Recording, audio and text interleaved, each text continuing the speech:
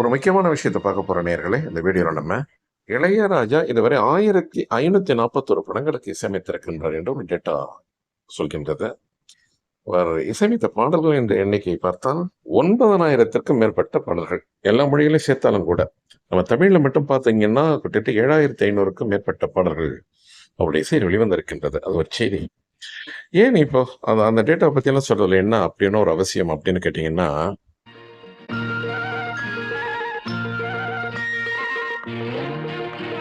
எண்ணற்ற பாடல்களுக்கு அவர் இசையமைத்திருந்தாலும், எத்தனையோ சிம்பனி மியூசிக், என்னென்னோ ஆல்பம்லாம் போட்டிருக்கிறாரு.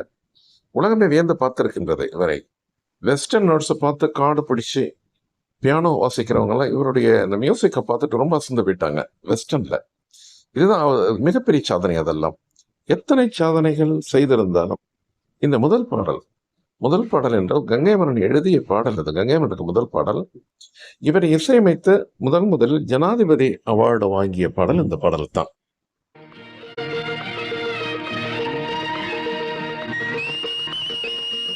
என்னது, கங்கைமரன் எழுதிய முதல் பாடலா? இதுக்கு முன்னாடி அவர் பாடலே எழுதலையா? இதுதான் ஃபர்ஸ்ட் சாங். ஆனால் நிச்சயமா கிரெடிட் ஸ்கோர் அப்படின்னு சொல்லுவாங்க இல்லையா, அந்த கிரெடிட் கார்டு, அந்த ஸ்கோர் கிடைத்த பாடல் இந்த பாடல் தான். இதற்கு முன்பு நிறைய பாடல்கள் எழுதியிருக்கலாம், மற்ற பாடலாசிரியர்கள் எழுதும் பொழுது கூட அமர்ந்து எழுதியிருக்கலாம்.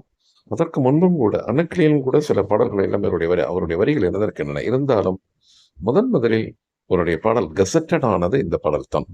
அதாவது வரிகளை பொறுத்தவரை லிரிக்ஸ் சொல்றேன் நான். இளையராஜாவுக்கு இது 13வது படம், இந்த 16 வயது நிலை என்கின்ற படம். பாடல் வரிசையில் பார்த்தீங்கன்னா ஒரு 70வது பாடல், 77வது பாடலாம் இந்த பாடல் அவர் இசையமைத்த பாடல்களில். இந்த பாடலில் ஒரு சிறப்புல நிறைய சிறப்பு இருக்கின்றது. கங்கைமரன் ஃபர்ஸ்ட் பாட்டு அப்படின்னு ஒன்று சொன்னோம், அது ஒரு பக்கம்.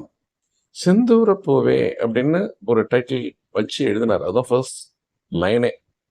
அப்படி ஒரு பூ இருக்குதா அப்படின்னு கேட்டீங்கன்னா நிச்சயமாக இல்லை. அவருக்கு எழுதும் பொழுது யதார்த்தமாக செந்தூர பூவே அப்படின்னு வந்துச்சு. செந்தூர பூ என்று ஒன்று இருக்கின்றதா என்று அதுக்கு பிறகுதான் அதெல்லாம் பார்த்தாங்களாம். செந்தூர பூன்னு ஒரு பூ இருக்குது போல் இருக்குது அப்படின்ட்டு. அப்படி ஒரு பூவே இல்லை, கற்பனையா எழுதினது. கற்பனை கலந்து எழுதியதால் தான் அந்த பாடல் பயங்கர ஹிட் ஆனிச்சுது அப்படின்னு இப்பொழுதைய செய்தியும் கூட அது.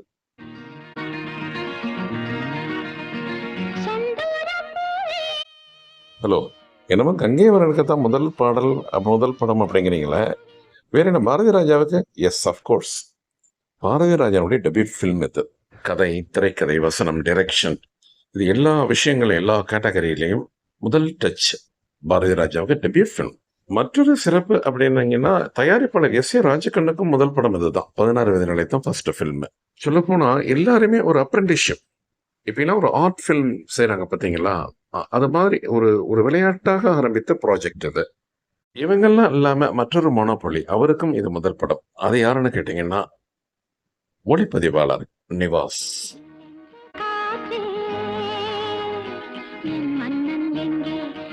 அதாவது நிவாஸ் தமிழ் படங்களுக்கு முதலில் அவர் கேமரா ஆங்கிள் பார்த்தது இந்த திரைப்படம். இதற்கு முன்பு மலையாள படங்களில் நிறைய ஒளிப்பதிவாளராக பணியாற்றி இருக்கின்றார். அவரை எப்படி பாரதி ராஜாவுக்கு தெரியும் அப்படின்னு கேட்டீங்கன்னா, பாரதி ராஜாவுக்கு முன்பு உதவி இயக்குநராக நிறைய படங்களில் பணியாற்றி இருக்கின்றார். புட்டண்ணா கனகல், ஏ ஜெகநாதன், இப்படி இன்னும் சில டைரக்டர்ஸ், அவங்க பேர் ஞாபகம் ரொம்ப சொல்றேன் நான். அவங்ககிட்ட அசிஸ்டன்ட் டைரக்டராக இருக்கும் பொழுது நிவாஸ் அங்கே ஒளிப்பதிவாளராக இருந்தார். ஆக நீ எடுக்க போற படத்துல நான் தான் கேமரா பிடிக்க போறேன் அப்படின்னு நிவாஸ் சொன்னார் ஆரம்பத்திலேயே.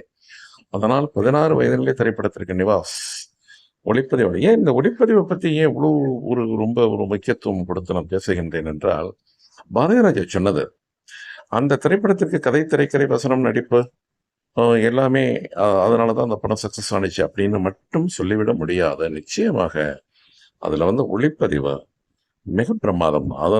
அதனால் தான் அந்த படம் மிகப்பெரிய வெற்றி சந்தித்தது என்று பாரதிராஜா கூறியிருக்கின்றார்.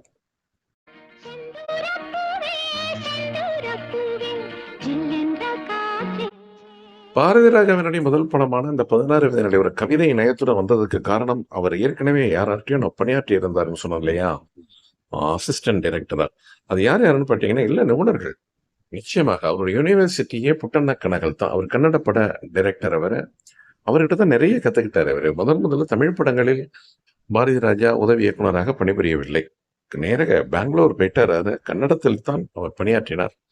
அதன் பிறகு பார்த்தீங்கன்னா, புள்ளையா அப்படின்னு ஒருத்தரு. அவரு தெலுங்கு படங்களும், தமிழ் படங்களும் நிறைய எடுப்பவர். நிறைய வெற்றி படங்கள் எடுத்தவர் புள்ளையா. அவரிடம் அசோசியேட் டைரக்டராக பணியாற்றி இருக்கின்றார். அப்புறம் அவினாசி மணி நாம் அனைவரும் கேள்விப்பட்ட பெயர் அது. அவினாசி மணி பாடலாசிரியரும் கூட. அவர் இயக்குனராக பணியாற்றிய பொழுது அவர் அவர் இயக்குனரா இருக்கும் பொழுது இவருடைய கைவண்ணங்கள் நிறைய பாரதிராஜாவுடைய கைவண்ணங்கள். பாரதிராஜாவிட்ட பொறுப்பை ஒப்படைச்சுட்டே போயிடுவார். என்ன சொல்லுவாங்க, அவினாசி மணி டைரக்ட் செய்த படங்கள் எல்லாம் பாரதிராஜன் டைரக்ட் செய்த படங்கள் அப்படின்னு. அங்கிற அளவுக்கு அவர் எம்பவர்டு. அதாவது Bharathiraja was empowered by Avinashi Mani to be director.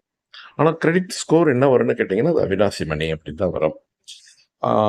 ஏ ஜெகநாதன் ஒருத்தர். அவர் ஒரு அந்த டைரக்டர்கிட்டையும் அவர் அசிஸ்டன்ட் டைரக்டராக பணியாற்றி இருக்கின்றார் பாரதிராஜா. அதனால்தான் இத்தனை பெரிய ஒரு மிகப்பெரிய ஜாம்பவனாக திகழ முடிந்தது என்றெல்லாம் அக்காலத்திய மற்ற இயக்குனர்கள் பேசினார்கள். அவர் அவர் பயின்று வந்த பட்டறைகள், சினிமா பட்டறைகள் என்பது மிக முக்கியமான பட்டறைகள்.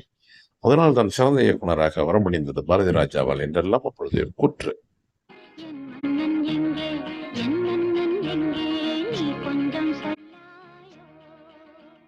விடாமுயற்சி மிகப்பெரிய வெற்றியை தரும் என்பார்களே, அது வந்து பாரதிராஜா விஷயத்துல ரொம்ப அது சாத்தியமானுச்சுது. எப்படின்னு கேட்டீங்கன்னா, இந்த கதை இதையெல்லாம் தயார் பண்ணி வச்சுக்கிட்டு இதுக்கு முன்னாடி ஒரு 2, 3 ஆண்டுகளுக்கு முன்பே 1977 அது. இந்த படம் வெளிவந்தது 1979 அல்ல. சரியாக சொல்லப்போனால் 15/9/1977 தான் இந்த படம் ரிலீஸ் ஆயிருக்குது. அவர் இளையராஜா வந்து 1976 இல்லைங்களா, அன்னக்கிளி. இளையராஜா வருவதற்கு முன்பே பாரதிராஜா படத்தை அதாவது டைரக்டர் ஆகிறதுக்கு முயற்சி பண்ணியிருக்கின்றார். 73லேயே முயற்சி செய்திருக்கிறார். அந்த முயற்சிகளும் தோல்வியடைந்திருக்கின்றன. பிறகு மீண்டும் அவரை அந்த சினிமா துறையில், அதாவது யாரிடம் அவர் அசோசியேட்டாக இருந்தாரோ அவரிடமே சென்று பணியை துறந்திருக்கின்றார். அவருக்கு நல்ல காலம் பிறந்தது எப்பொழுது என்றால் 1977 தான்.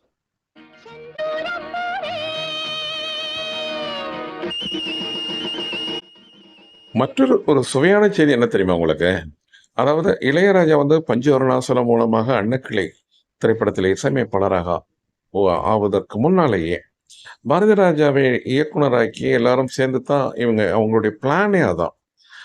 பாரதிராஜா வந்து இயக்குனராக இருக்கணும், பாடலாசிரியர் இவர் வந்து கங்கைமரன் பாடல்கள் எழுதணும் மற்றும் அந்த இசை உதவி செய்யணும், அந்த இசை கருவிகள்லாம் வாசிக்கணும், இளையராஜா மியூசிக் பண்ணுங்கிறது தான் திட்டம்.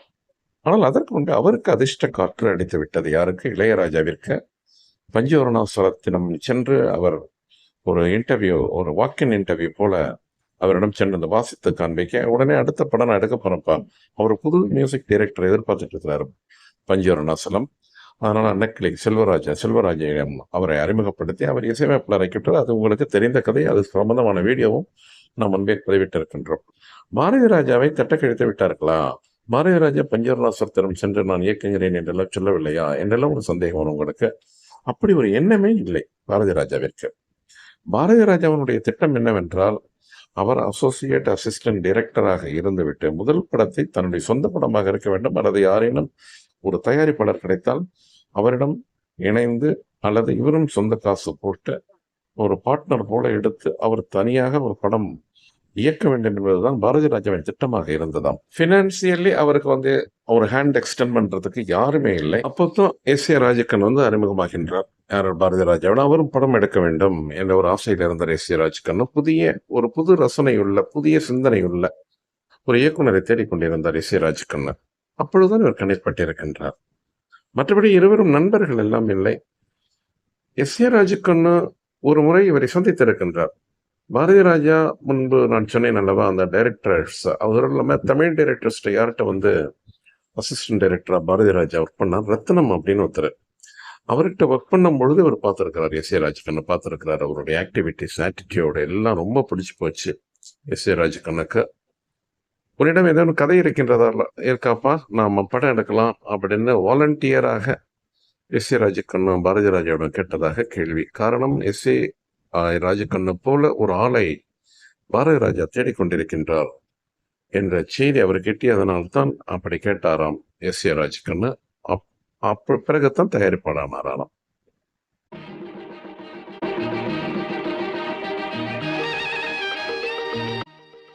எஸ் ஏ ராஜக்கண்ணு என்ன சொல்லியிருக்காருன்னு கேட்டீங்கன்னா, பாரதி ராஜாட்ட, அப்பா நான் ஒரு ஆர்ட் ஃபிலிம் எடுக்க போறேன். ஒரு ஆவணப்படம் போல் தானே இருக்கும். அதை தான் நீ டைரக்ட் செய்ய போறேன். ஒருவேளை அந்த படம் நல்லா வந்ததுன்னா கமர்ஷியலா நம்ம மாத்திக்கலாம் நம்ம. பிளாக் அண்ட் ஒயிட்ல தான் எடுக்கிறதாக திட்டம் என்றெல்லாம் கூறியிருக்கின்றார் ராஜ்கண்ணா பாரதிராஜாவிடம். பாரதிராஜாவுக்கு பயம் வந்து விட்டது. எதற்கு இதை ஒரு கிளாசிக் ஃபில்மாக எடுக்க வேண்டும்? நாம் நேரடியாக கமர்ஷியல் படமாக எடுத்தால் என்ன என்று ஒரு மரியாதை நிமித்தம் ஒரு மரியாதையுடனே கேட்டிருக்கின்றார் எஸ் ஏ ராஜ்கண்ணாவிடம். அதற்கு எஸ் ஏ ராஜ்கண்ணா கூறியது பாரதிராஜாவிடம் என்னவென்றால், அது என்ன படமாக இருந்தாலும் உனக்கு என்ன, you can earn, you are going to earn from this film, don't worry என்ற துணிச்சல் தந்தது எஸ் ஏ ராஜ்கண்ணா தானாம். அதனால தான் அதன் பிறகு வந்த கிழக்கே போகும் முறையில் திரைப்படத்தை இயக்கிய பொழுது பாரதி ராஜா மிகப்பெரிய தொகை எதுவும் வாங்கவில்லையா எஸ் ஏ ராஜ்கண்ணாவிடமிருந்து. இத்தனைக்கும் அந்த படம் மிகப்பெரிய சக்சஸ் ஆனது. அது ஒருபுறம் இருக்கட்டும். பாடல்களுக்கு வெயிட்டேஜ் கொடுத்து நிறைய முக்கியத்துவம் கொடுத்து இந்த படத்தை எடுத்த நிச்சயம் சக்சஸ் ஆகும் என்பது பாரதி ராஜாவினுடைய எண்ணம்.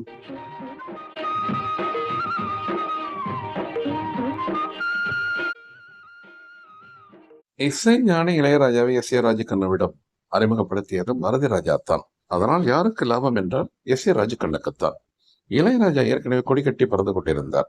உண்மையில் சொன்னால் பாரதி ராஜா அந்த திரைப்படத்தை இயக்கவில்லை என்றால் இளையராஜா இசையமைத்திருந்திருக்க மாட்டார் 16 வயதிலே என்கின்ற திரைப்படத்திற்கு. புது புது விதமான மெட்டுக்கள், அனைவரையும் கிறங்க வைக்கும் இசை, தமிழ் திரைப்பட இசை ரசிகர்களை இளையராஜா கட்டி போட்டு வைத்திருந்தார். 16 வயதினிலே திரைப்படத்தில் அவர் இசையமைத்த அத்தனை பாடல்களும் சூப்பர் ஹிட் ஆனவுடன் ஒரு மிகப்பெரிய அந்தஸ்து இளையராஜாவிற்கு கிடைத்தது என்றாலும் எஸ் ஏ ராஜ்கண்ணாவிற்கு நெல் சோறாகவே விளைந்தது என்று கூறுகிறது பழைய பத்திரிகைகள்.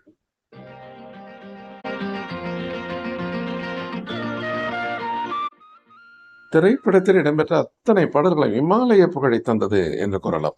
இளையராஜா தன்னுடைய முதல் பாடலையும், அதாவது வாய்ஸ், இந்த திரைப்படத்தில் பதிவு செய்தார் என்று குறிப்புகள் கூறுகின்றன.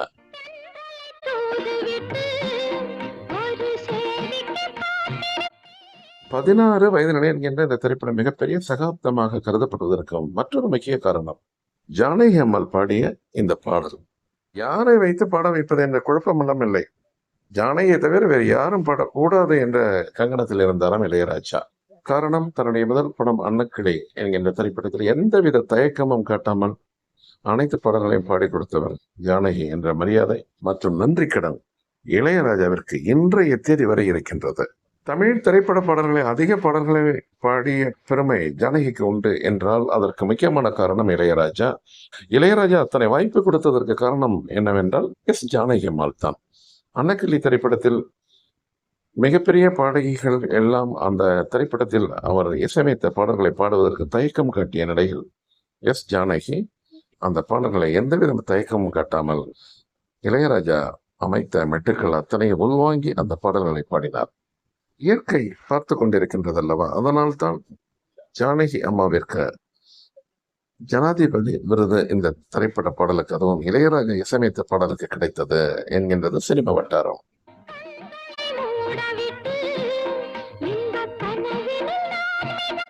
ஒருவருக்கு உதவி புரிந்தால் அல்லது விட்டுக் கொடுத்தால் நிச்சயம் அதற்கான பலன் 1000 உண்டு என்பதற்கு இந்த நிகழ்வே ஒரு முக்கிய உதாரணம்.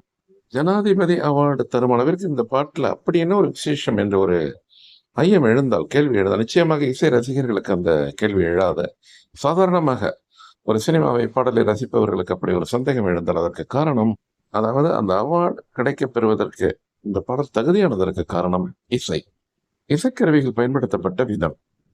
வயலினை இப்படியெல்லாம் வாசிக்க முடியுமா என்று சினிமா உலகிற்கே ஒரு அறிமுகப்படுத்தினார் இளையராஜா என்றெல்லாம் இந்த பாடல் வெளிவந்த பிறகு, அது பரிசு பெற்ற பிறகு அனைவரும் கூறினார்கள், பாராட்டி பேசினார்கள்.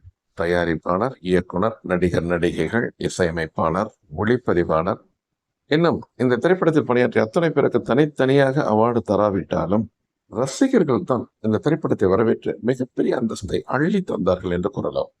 உண்மையில் சொன்னால் ஸ்ரீதேவியை வைத்து நடிப்பை வாங்குவதற்கு மிகவும் சிரமப்பட்டாராம் பாரதி ராஜா. அதற்கு அவர் கையாண்ட விதங்கள் பல. நடிகைக்கு அழுகை வரவில்லை என்றால் கன்னத்தில் அறைவார் பாரதி ராஜா என்பது பிரபலமான செய்தி. இந்த திரைப்படத்தில் அது நடந்தது. கிளிசரின் போட்டு கண்களில் கண்ணீர் வர வைக்கவில்லையாம். அந்த சிச்சுவேஷன், சீன் இயற்கையாக இருக்கணும்பா. அப்ப அது அந்த அந்த அந்த பொண்ணு வந்து உண்மையாகவே அழணும். அந்த மாதிரி ஒரு சூழ்நிலை இருக்கணும். அதை அழ வைக்கிறது மாதிரி ஏதாவது ஒரு நம்ம ஒரு உண்டு பண்ணணும். என்னெல்லாம் செய்திருக்கின்றார் பாரதி ராஜா.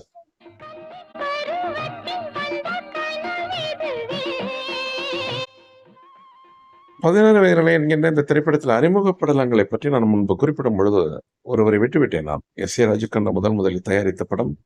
அதுபோல பாரதி ராஜாவிற்கு முதல் இயக்குனராக உள்ள படம். ஒளிப்பதிவாளர் நிவாசுக்கு முதல் படம் என்றால், அதுபோல மலேசியா வாசுதேவன் இந்த திரைப்படத்தை தான் முதலில் பாடினார் என்பது முக்கிய செய்தி. இதற்கு முன்பு ஏதோ ஒரு படத்தில் பாடியிருந்தாலும் அந்த பாடல் வெளிவரவில்லை. ஆனால் இந்த படத்தில் பாடிய அவர் ஆட்டுக்குட்டி முட்டையிட்டு என்கின்ற பாடல் தான், அதுவும் மற்றொரு பாடல். அந்த 2 பாடல்கள் தான் முதலில் வெளிவந்தது. மலேசியா வாசுதேவன் பாடி, அது எஸ்பி பாலசுப்ரமணியன் பாடுவதற்காக இருந்த பாடலாம் அது. ஏதோ அவருடைய காரிய நிமித்தம் அவரால் பாட முடியவில்லை. அந்த வாய்ப்பு யாருக்கு கிடைத்தது என்றால் மலேசியா வாசுதேவனுக்கு கிடைத்தது. ஆக இந்த திரைப்படம் பலரின் வாழ்க்கையை உயர்த்தி இருக்கின்றது என்பதுதான் உண்மையான செய்தி.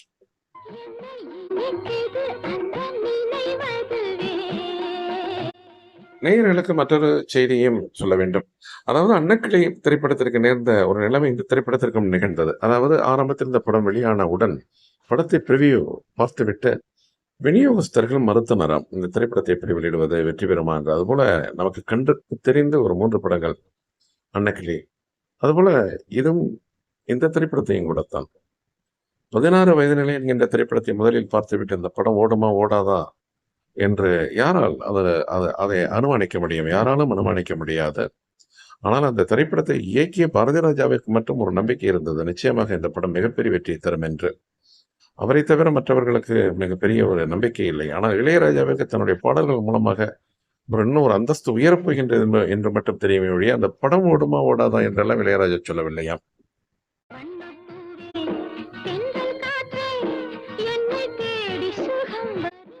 மற்றவர்களுக்கு நம்பிக்கை இருந்தது இல்லை என்பது ஒருவரம் இருக்கட்டும். ஆனால் படத்தை தயாரித்த படம் போட்டவர் அவர்தானே. எஸ் ஏ ராஜுக்கண்ணுக்கு நம்பிக்கையை விட பயம் அதிகமாக இருந்ததாம். பாடல்களை மட்டும் கேட்டுவிட்டு சற்று துணிச்சலாக இருந்தாராம். மயிலு என்கின்ற பாரதி ராஜா எழுதிய அந்த கதையை நாம் 16 வயதினிலே என்கின்ற தலைப்பில் நாம் தவறாக எடுத்து விட்டோமோ என்றெல்லாம் பயந்தாராம் எஸ் ஏ ராஜுக்கண்ணு. மயிலு என்றே வைத்திருக்கலாமோ, ஏனென்றால் சில படங்கள் டைட்டிலுக்காகவே ஓடிய திரைப்படங்கள் எல்லாம் உண்டு. அப்படியெல்லாம் குழம்பி போனார்களாம். இந்த திரைப்படம் எடுத்து முடித்துவிட்டு மிகப்பெரிய வெற்றியை கண்டவுடன் அனைவரின் முகத்திலும் எண்ணிலடங்கா சந்தோஷம் தெரிந்தது என்பதை நாம் சொல்லி தெரிய வேண்டுமோ? நன்றி நேயர்களே. மற்றொரு நிகழ்வில் அல்லது மற்றொரு பாடலில் ஒரு ஜாம்பவானை பற்றி அல்லது ஒரு பாடலை பற்றி நாம் ரிவ்யூ காண்போம் என்று கூறி உங்கள் அனைவருக்கும் அன்பு வணக்கம் கூறி விடைபெற்றுக் கொள்வது உங்கள் மகேந்திரன் குளோபல் டிவியிலிருந்து. நன்றி, வணக்கம்.